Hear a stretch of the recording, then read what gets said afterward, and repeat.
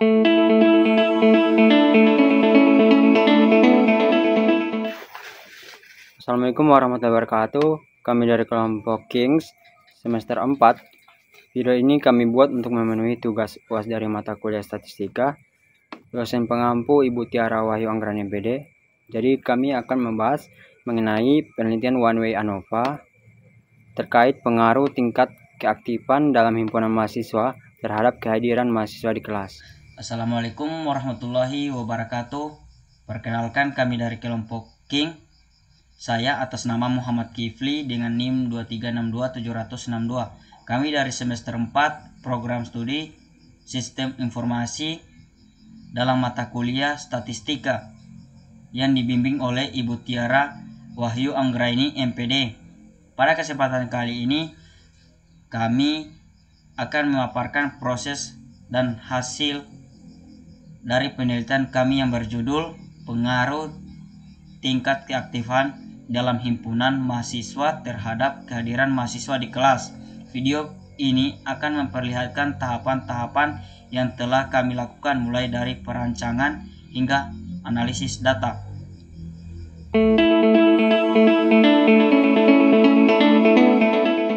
Alasan kami memilih judul ini karena melihat realita yang sering terjadi di lingkungan kampus, khususnya terkait keterlibatan mahasiswa dalam organisasi seperti himpunan. Jadi kami ingin mengetahui apakah keaktifan dalam himpunan mahasiswa berpengaruh terhadap kehadiran mereka di dalam kelas.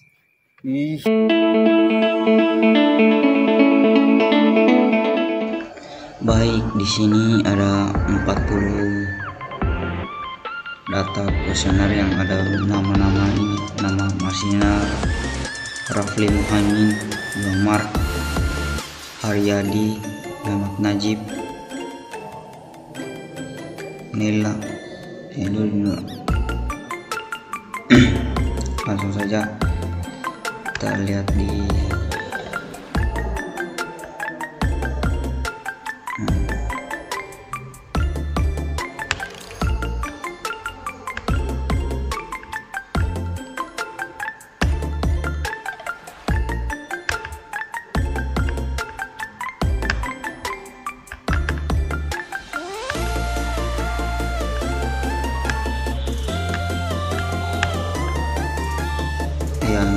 ini jenis kelamin perempuan, lebih banyak perempuan, berarti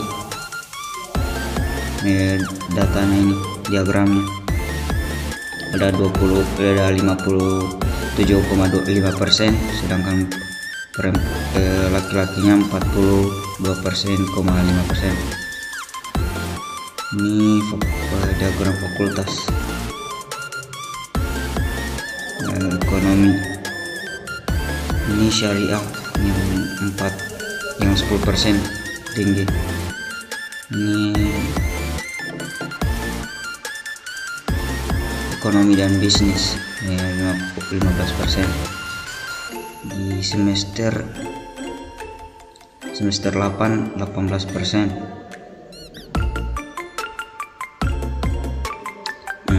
Ini paling tinggi di sini semester 8. Ini semester 4 ada 30%, semester 6 10%, semester 2 7,5%, semester 12 2,5%, semester 6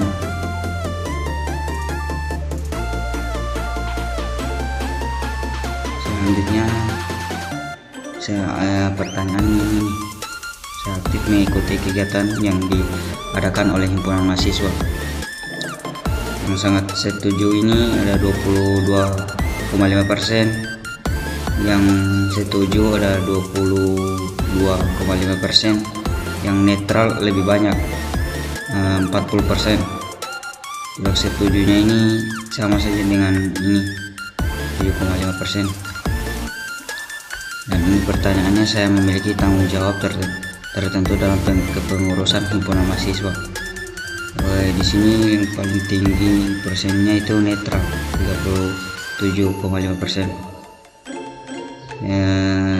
tidak setuju 10%, yang sangat tidak setuju 7,5%, sangat setuju 22%, setujunya 22,5%, sama saja sama setuju dengan netral.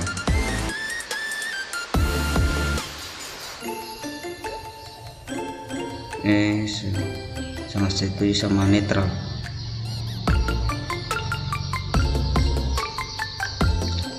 Jadwal kegiatan himpunan sering bertabrakan. Ini pertanyaan-pertanyaan yang sudah dijawab oleh teman-teman. Di sini netral 37,5%, 37,5%. Yang netral paling tinggi. 12,5% ini tidak setuju. Yang ini sangat setuju ada 27,5%.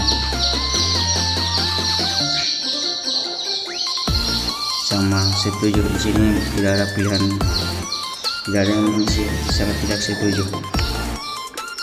Ini kegiatan himpunan mahasiswa membuat saya lebih terlatih dalam manajemen waktu. Ini ada di netral 35%. Yang paling besar di sini adalah setuju 37%, sedangkan sangat setuju 22,5%. Yang tidak setuju ini berapa, 5%.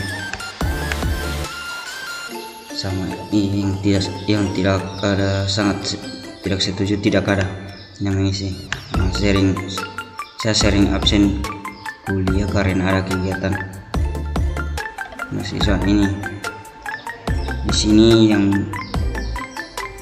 tidak setuju sama sangat setuju,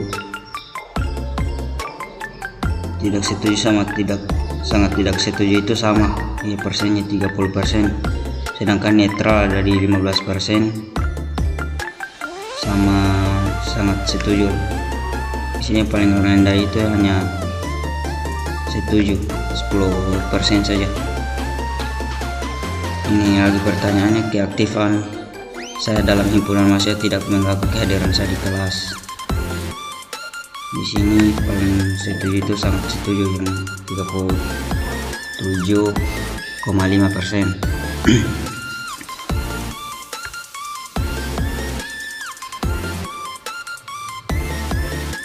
Kegiatan himpunan mahasiswa mendukung pengembangan soft skill saya.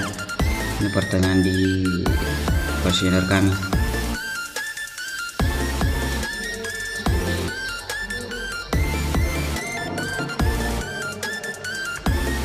Ini sangat setuju sama setuju sama persennya, berarti sama-sama tinggi.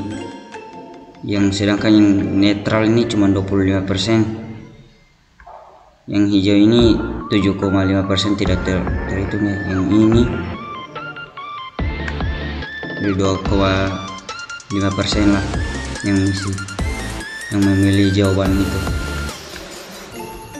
Saya merasa ini pertanyaan yang sudah kami buatkan di kuesioner kami. Saya merasa lelah setelah mengikuti kegiatan himpunan sehingga terkadang tidak hadir di kelas.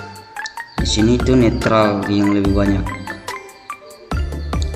sedangkan tidak setuju ada 22,5%, yang sangat tidak setuju 17,5%, yang sangat setuju ada 15%, yang setuju ada berapa, yang 7,5%. Di sini diperlihatkan memprioritaskan kuliah.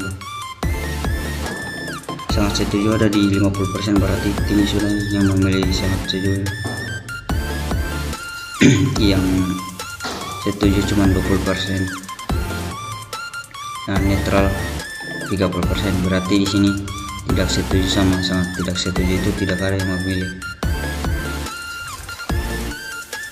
Keikutsertaan saya dalam himpunan membuat saya lebih disiplin terhadap jadwal. Di sini yang paling tinggi itu hanya netral 42,5%, sedangkan setujunya 25%, sangat setujunya 22,5%. Yang di sini yang tidak, teman-teman yang mengisi kuesioner itu tidak pilihannya tidak setuju ini. Ini dia netral juga lebih banyak, 45%. Setuju sama tidak setuju sama sangat setuju ini sama-sama nilainya tinggi, 17,5%, sedangkan setuju 15%. Ini hanya 5% sangat tidak setuju. Nah, ini lagi saya pernah melewati kelas karena mengikuti rapat atau agenda himpunan. Ya, ini lebih banyak yang memilih netral dibanding tidak setuju, sangat tidak setuju, sangat setuju sama setuju. Ini pertanyaan yang teman-teman ini jawabannya diagram. Ada keaktifan saya di himpunan mendorong saya untuk lebih tanggung jawab terhadap kuliah. Di sini sama-sama setuju sama netral ini sama ini persennya, sedangkan tidak setuju hanya 10%, 25%-nya sangat tidak setuju, berarti sangat tidak aneh, tidak ada yang berisi jawaban yang ini. Saya merasa kegiatan himpunan memberikan nilai tambahan bagi pengalaman akademik saya. Di sini lebih besar setuju, netralnya 32,5%, sangat setujunya 25%. Ini sama saya tidak setuju sama sangat tidak setuju 2,5%. Yang terakhir, saya mampu mengatur waktu untuk organisasi dan kuliah dengan baik. Yang ini setuju lebih banyak, 35%, sangat setujunya 30%, yang netralnya cuma 22,5%. Yang tidak setuju sama sangat setuju ini 7,5 tidak setuju. Apa itu? Siapa? Oh, kasih tante.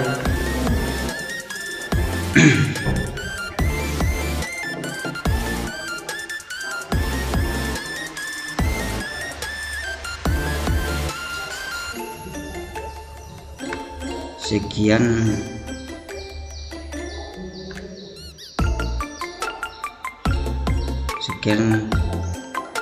penjelasan sedikit dari tentang diagram kuesioner kami.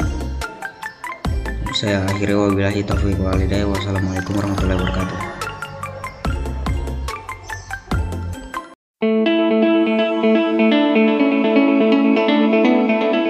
Anggap pertama adalah menghitung daya rata-rata kadar mahasiswa berdasarkan kategori tingkat keaktifan dari keadaan himpunan. Misalnya sangat aktif, suci dan ini masih mereka bisa lagi.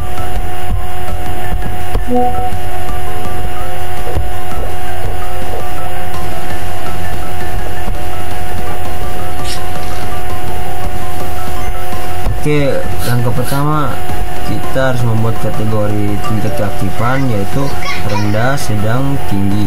Jadi sini saya sudah memisahkan rendah, sedang, tinggi sesuai data yang saya ambil dari data kuesioner ini.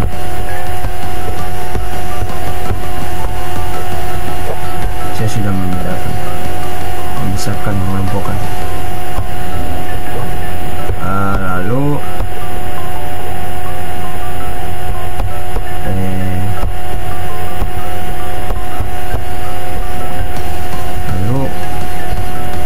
setelah saya mengelompokkan data responden berdasarkan kan. Itu menghitung rata-rata kehadiran untuk masing-masing kelompok. Nah, sini saya menghitung rata-rata kehadiran masing kelompok.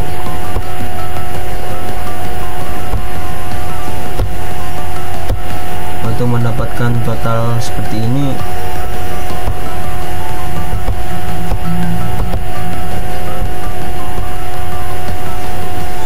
cukup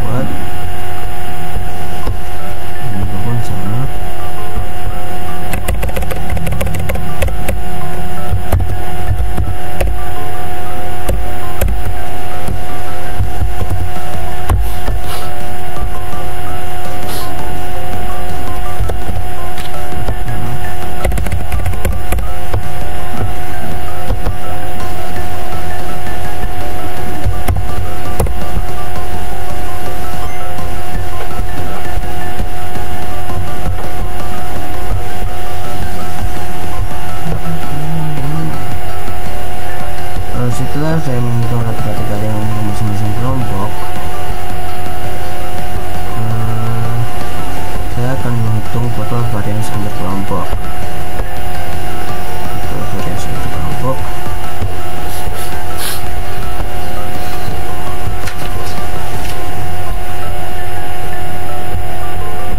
Tidak, saya akan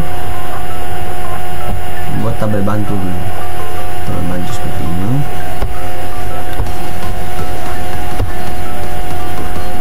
Untuk mendapatkan nilai-nilai seperti ini, cukup hitung data kita untuk tingkat keaktifan rendah. Berapa jumlahnya? 8. Jadi kita taruh 8. Sama halnya dengan sedang, adanya 19, taruh 19. Ini juga. Jadi kita jumlahkan, hasilnya 40.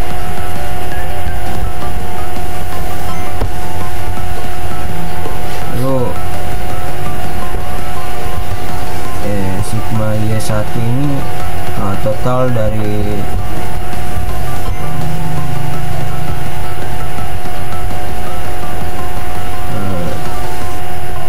total kehadiran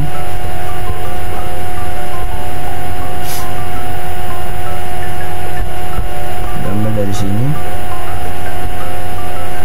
Lalu sigma Y1 pangkat 2 ini diambil dari kuadratnya. Cara mendapatkan total seperti ini, cara untuk mendapatkan Y1 pangkat 2 dengan rumus seperti ini, G6 pangkat 2.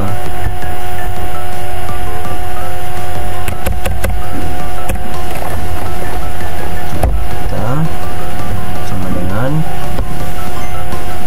Y1 sini.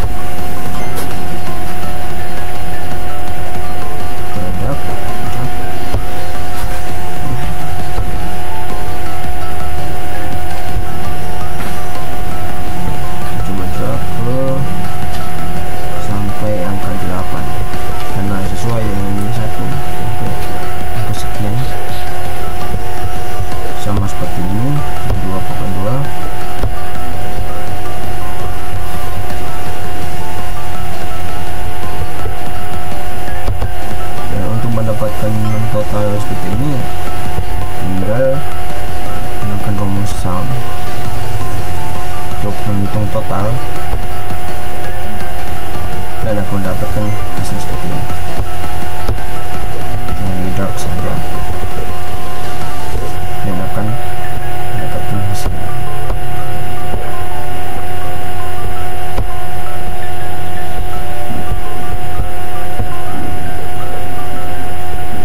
Untuk mendapatkan sigma Y 1/2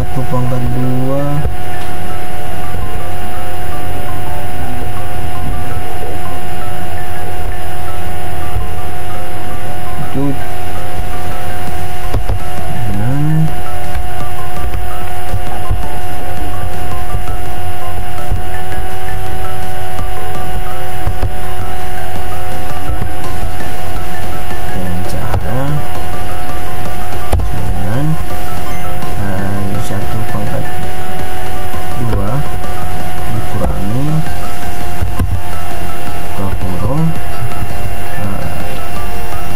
sigma Y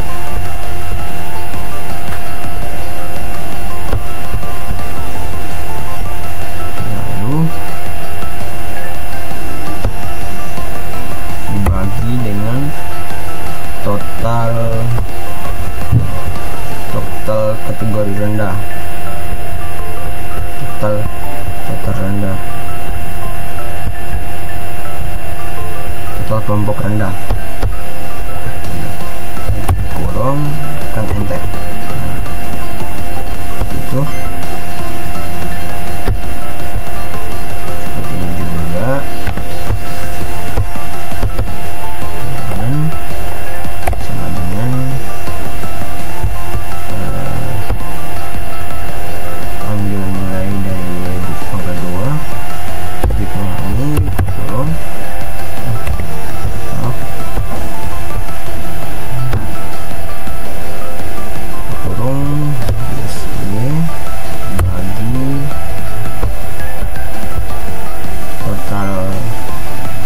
sedang. Nah, hasilnya seperti ini. Lalu tingginya tinggi sama dengan Y2 kurang astaga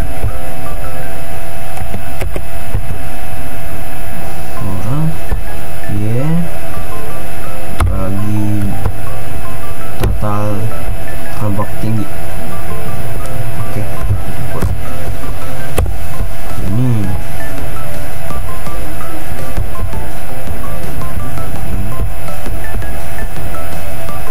untuk mendapatkan total jumlah nilainya ini menggunakan rumus total itu sum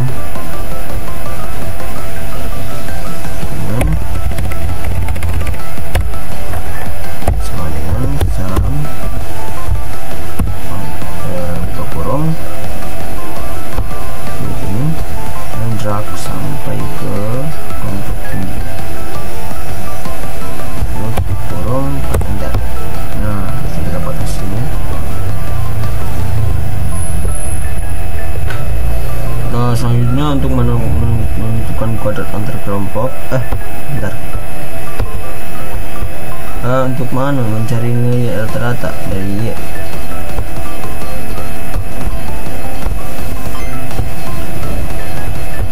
Untuk mencari rata-rata Y1 dari kelompok rendah dengan menggunakan rumus average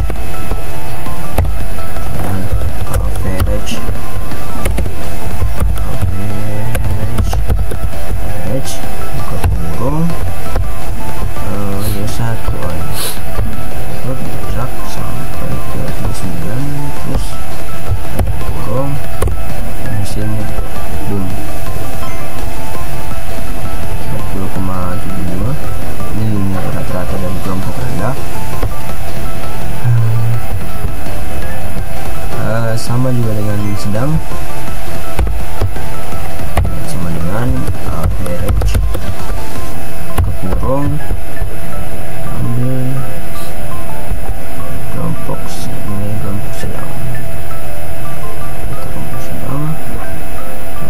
Puro, tekan enter. Oke, ini hasil rata-ratanya. Jadi kalau ingin mencari rata-rata menggunakan rumus average, menggunakan average.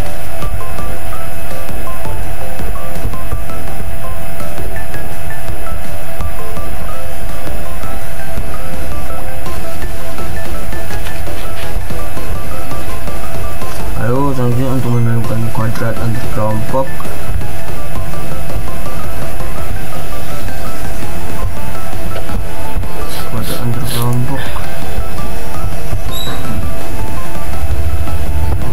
itu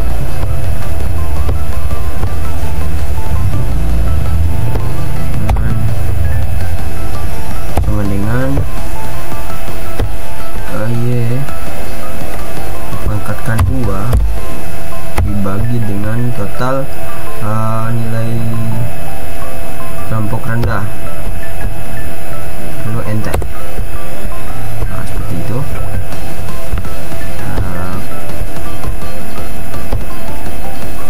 Lanjut.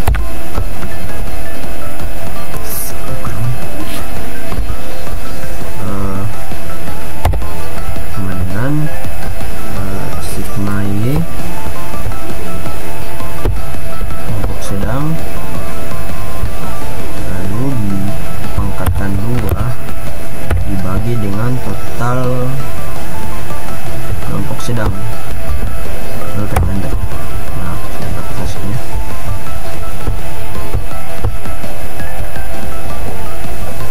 Lalu ini juga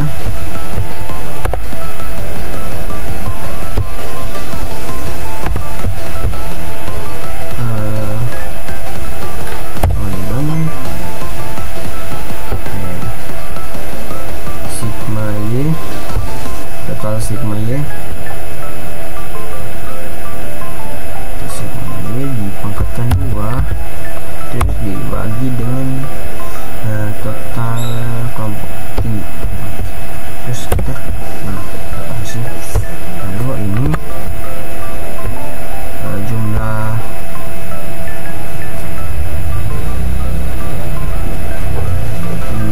sigma Y dengan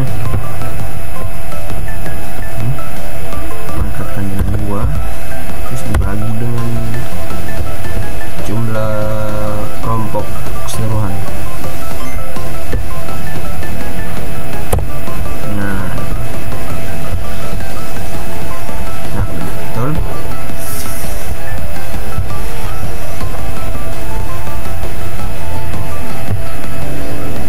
Nah, untuk menentukan kuadrat dalam kelompok, dia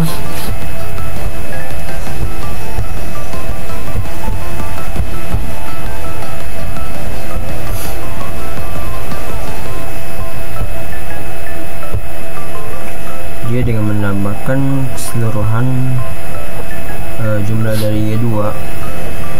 Jadi ini adalah total keseluruhan dari Y pangkat 2 sigma Y pangkat 2. Ini jumlahnya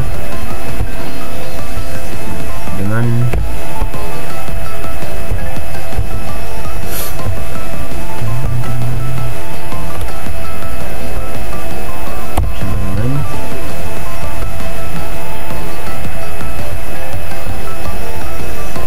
ini ditambah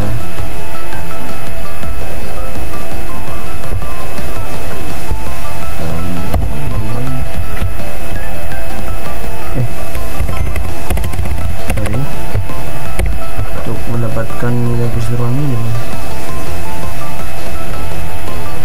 mantap.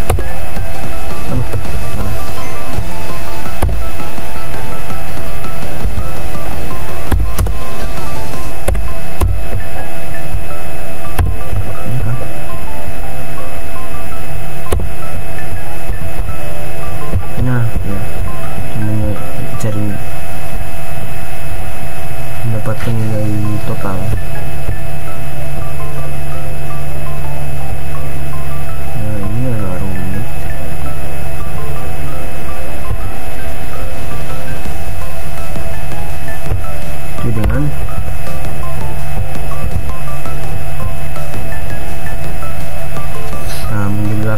setiap total dari kelompok sigma kelompok Y sama dengan total kelompok, seterusnya.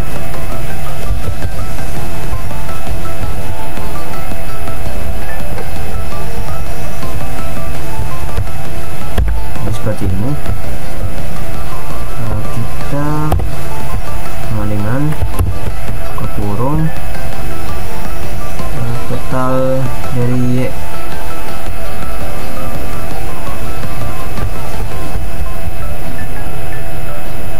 terus dipangkatkan dengan 2 dibagi dengan total N, total kelompok rendah, terus dikurung, terus ditambah kekurung total Y dari kelompok sedang, pangkat 2 lalu dibagi dengan total sedang ini, lalu kurung, lalu tambah kurung, ambil nilai dari total sigma Y bagian kelompok tinggi, lalu dipangkatkan dengan 2,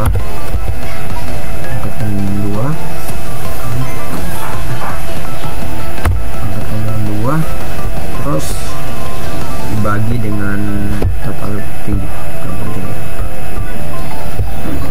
kurung, nah udah dapat hasilnya.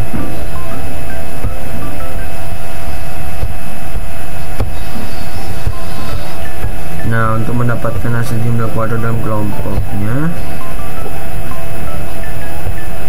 cukup mengurangi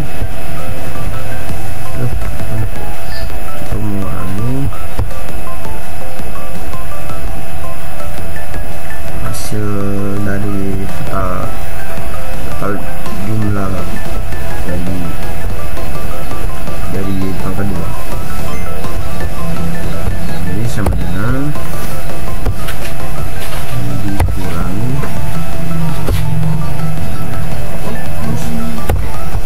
nah sudah dapat hasilnya seperti ini, 4,8 dan 48. Maksudnya balik ini berarti tinggal dia tapi sejalan masuk kalau sertifikat langsung bikin balik ya dia nggak ketemu menentukan jumlah kuadrat total berarti harus bapak itu masuk sehingga ditur sama PKK dengan mengambil total jumlah saya tahu kan total jumlah kalau saya pergi dibalut itu berarti saya terus ke sana ini ambil total jumlah Y pangkat 2 tidak jauh juga kalau saya dibalut kan walaupun ada kapal-kapal lagi sudah daerah untuk memakai rumus ini kita terus makan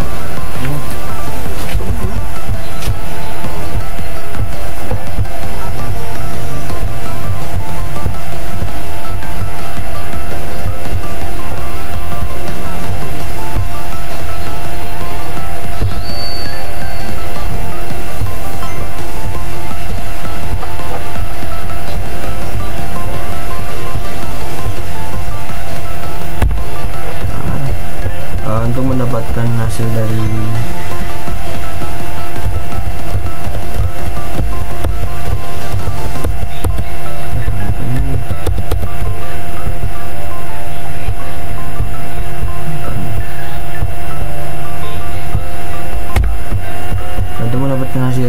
kita mengambil dari sigma Y, total jumlah sigma Y itu 200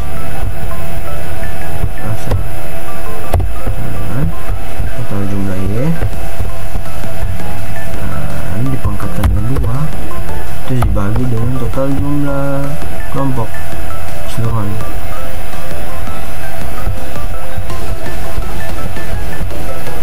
Oke, baru oke, ini biasanya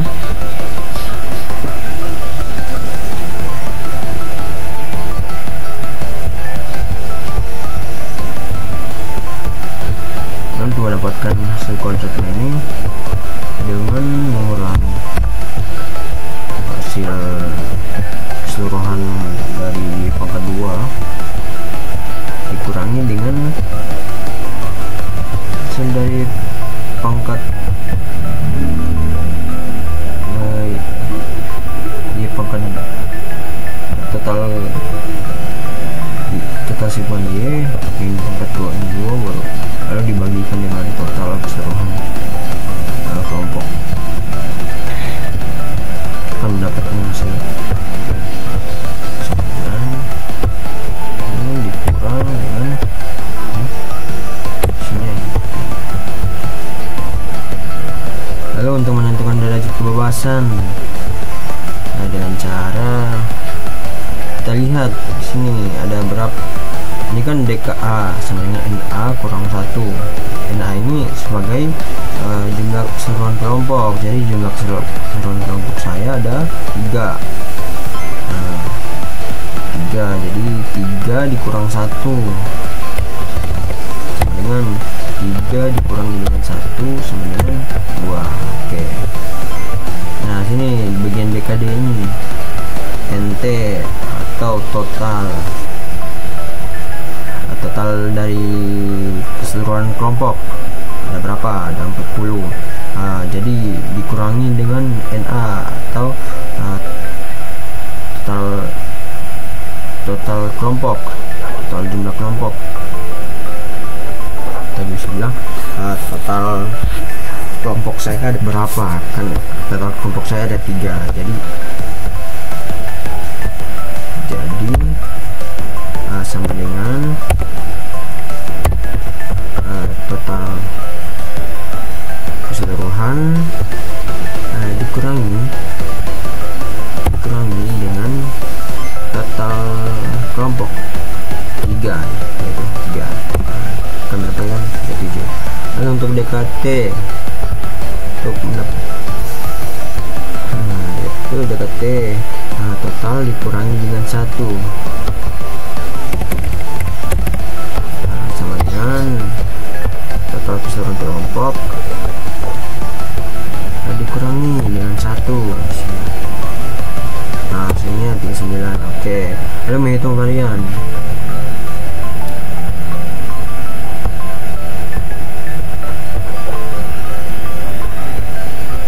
Untuk menghitung varian ini, jadi kita mengambil hasil dari hasil kuadrat dari hasil jumlah kuadrat dari antar kelompok. Nah, hasil dari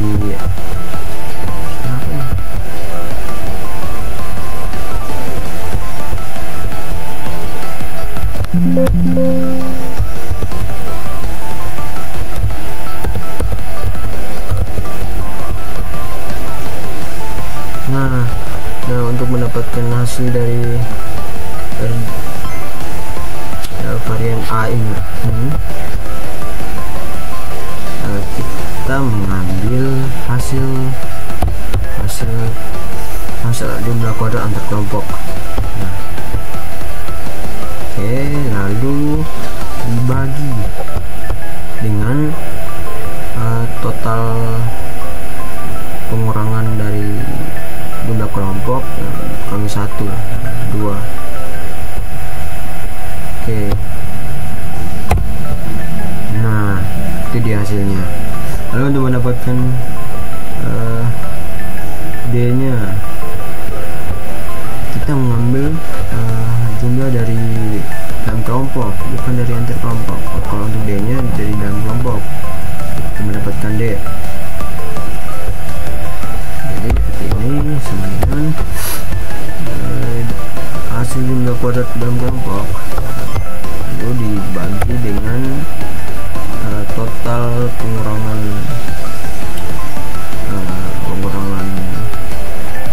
jumlah kelompok dengan total keseluruhan kelompok, jumlah total keseluruhan kelompok. Jadi ini biasanya. Jadi F hitungnya ini untuk mendapatkan F hitung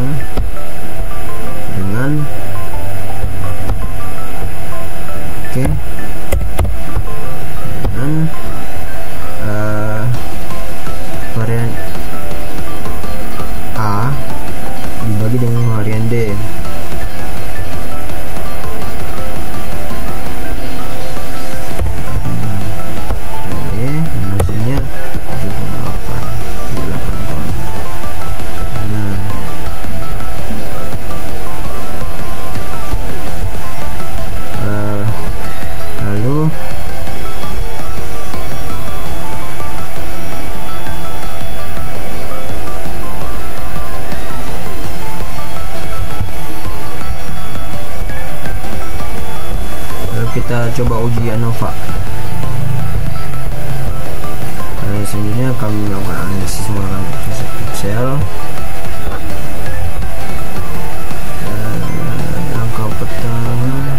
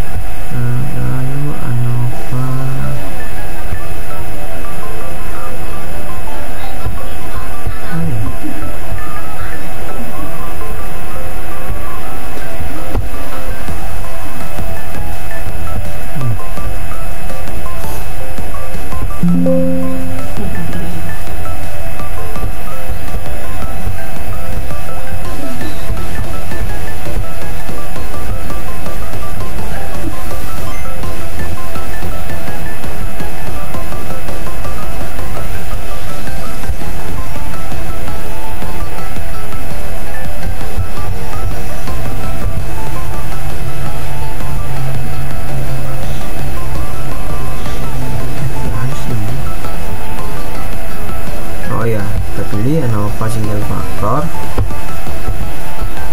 Oke.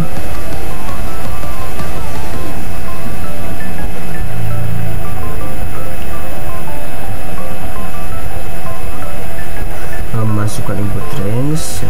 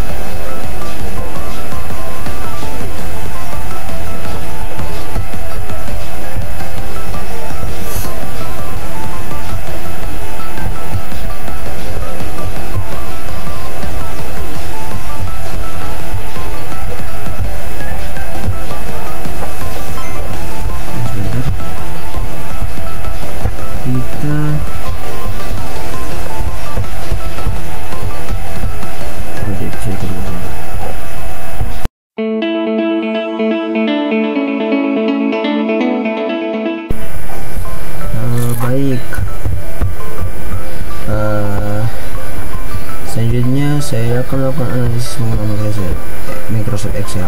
Jadi kalau menggunakan Microsoft Excel ini lebih cepat ya dan praktis. Jadi kita siapkan dulu data pada Excel. Lalu datanya ini sudah tersusun kolom kategorinya. Nah, di sini sudah jelas kolom kategorinya sudah ada dan datanya juga sudah ada. Jadi lalu kita cari tab data, cari data analis, terus ANOVA single factor. Oke. Lalu di bagian input range nya ini kita ambil dari data rendah sampai data tinggi keseluruhan kelompoknya ya. Oke, ini lalu jangan lupa centang label invoice count-nya ini. Lalu untuk output range nya ini saya taruh di sini. Sama ya.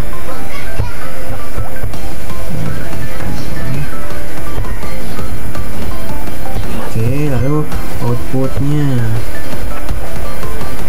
ini kita beralih ke outputnya di sini. Outputnya di sini. Oke. Nah, di sini dapat lihat. Hitungnya sesuai dengan hitung manual saya yang tadi di awal saya kerjakan.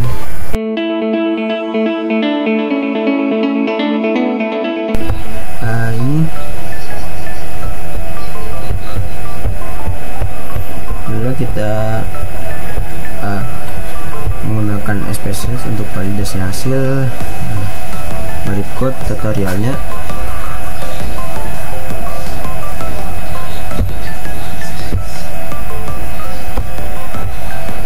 Jadi langkah awal ini membuka SPSS.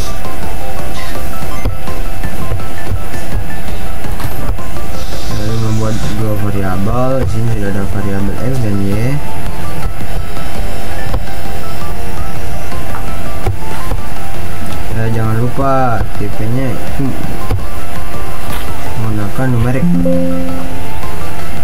terusnya. Dan jangan lupa diberikan value label agar dapat dikategorikan. Dan jangan lupa juga ini measure-nya skala. Dan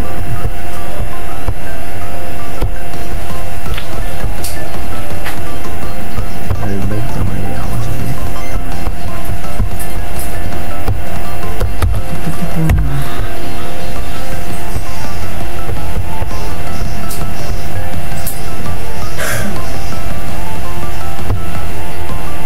Dengan mengambil nilai dari total kelompok itu, juga sama ambil dari Excel.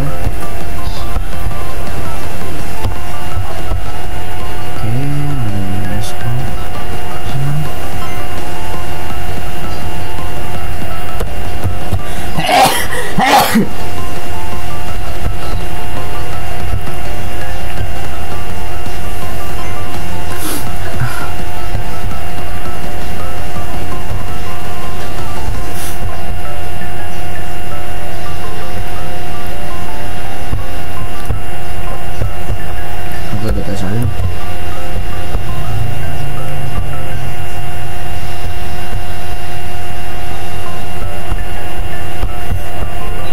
Nah, sharesnya awalnya masih ada koma, tapi dengan menggunakan decimal ini kita rubah ke angka 0, maka kok menghilangkan angka 0 di belakang.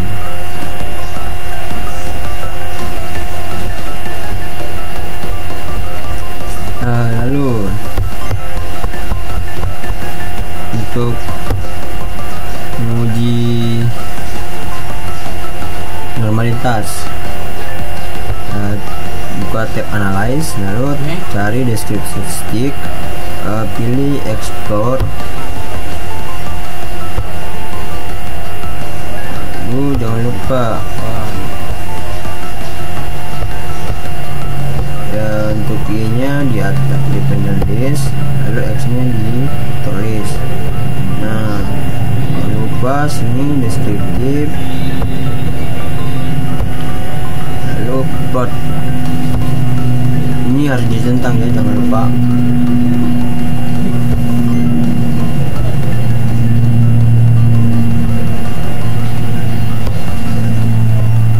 Ini wajib untuk menguji normalitas, ini harus dicentang.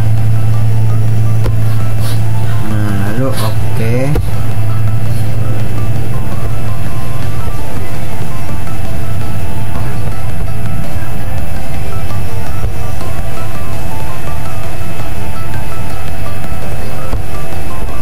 Nah,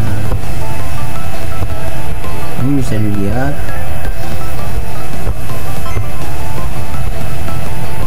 normalitas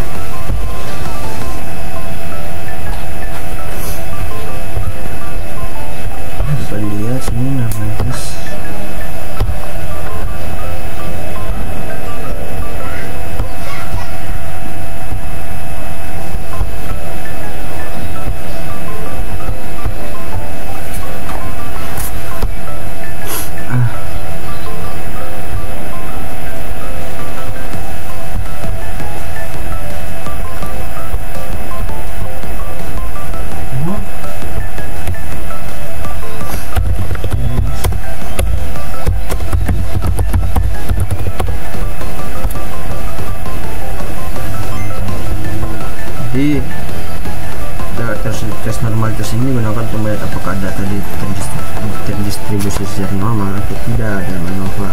Jadi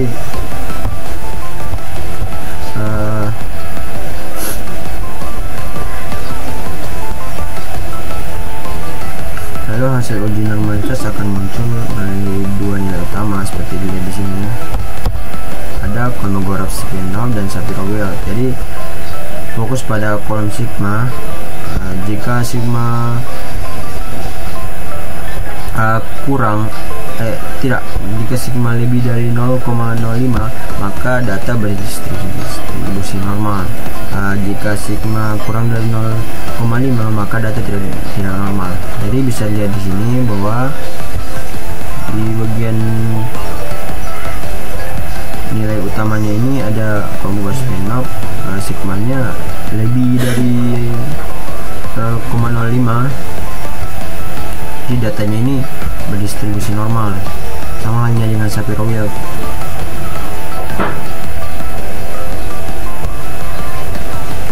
Datanya berdistribusi normal, jadi terbukti data yang saya gunakan ini Dia malam suka keluyuran malam, berdistribusi normal. hati itu sama-sama hati. Oke. Lalu untuk menguji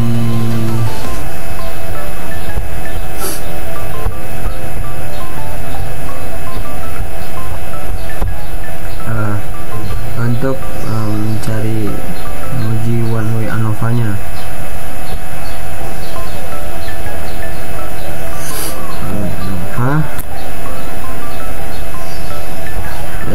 cari table analyze, lalu compare means, cari one way ANOVA.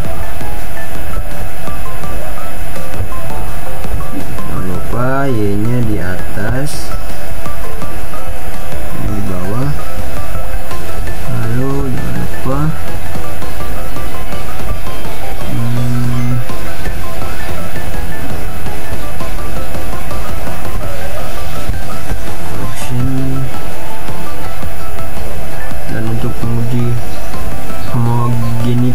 homogenitas, kita harus menguji juga homogenitasnya. Oke, lalu oke.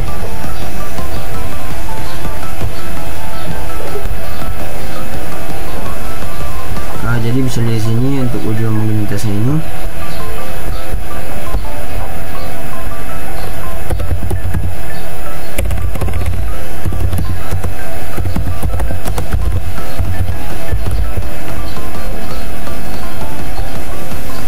Jadi untuk menguji homogenitas ini digunakan untuk mengetahui apakah varian yang tertumpuk dalam data kalian adalah sama atau tidak.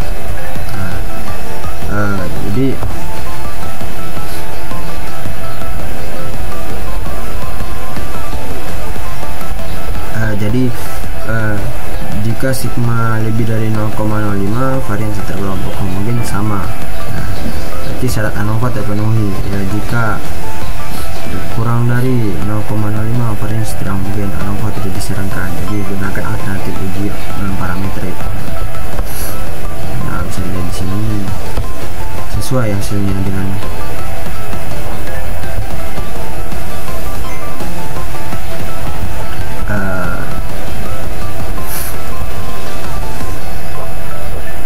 ANOVA spesiesnya ini sesuai dengan ujian ANOVA dalam Excel. Lalu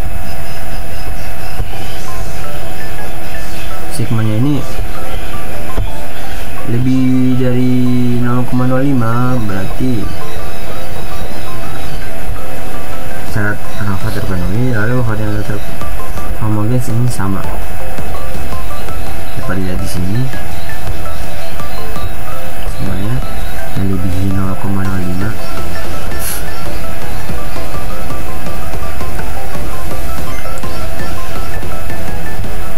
Dari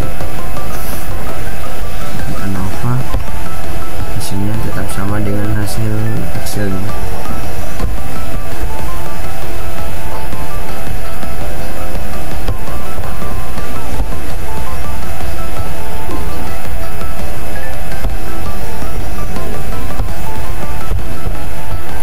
Sama dengan hasil Excel hitung otomatis Excelnya ini, apa hasilnya sama ya dengan .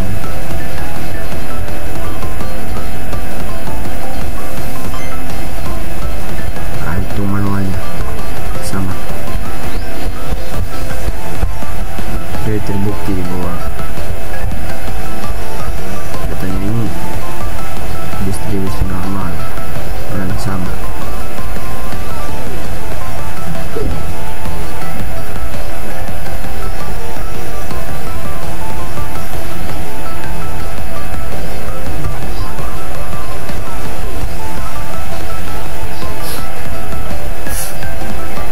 Begitu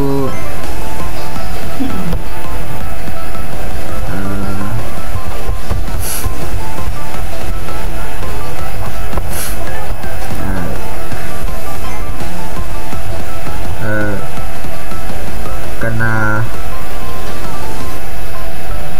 lebih dari 0,5 kan dapat disembuhkan.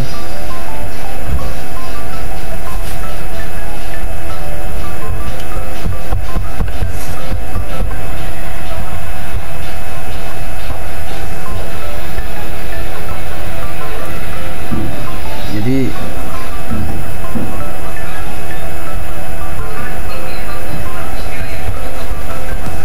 mana ya?